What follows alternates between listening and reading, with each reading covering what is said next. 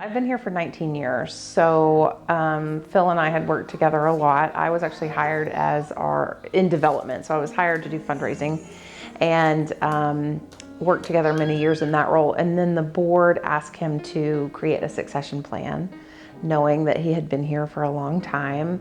And they asked him to create a 5-year plan for, his phasing out, because he just knew this agency so well and knew it would be a huge loss when he decided to retire. So he picked his retirement date as November 11th, 2021, which was his exact hire date 50 years prior.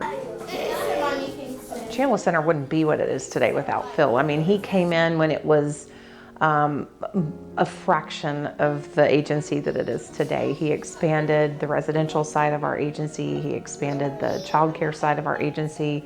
He entered into partnerships that meant that we managed childcare programs throughout the city. He worked with the school system, and we have a partnership to do childcare inside of their buildings. He's added a thrift store. There's just so much stuff.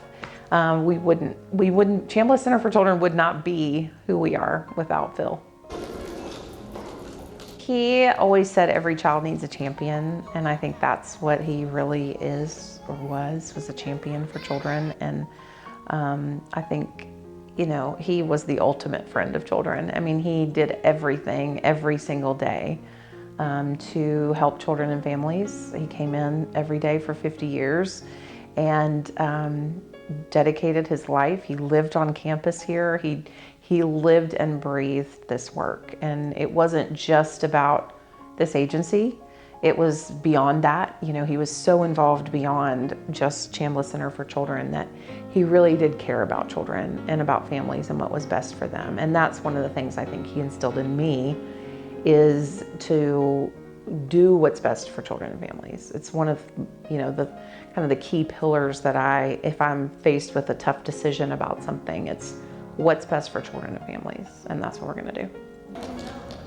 I think Phil would encourage people to continue to fight the good fight, but sometimes we are having to work within difficult systems, work and do things where we feel roadblocks and where we can get discouraged.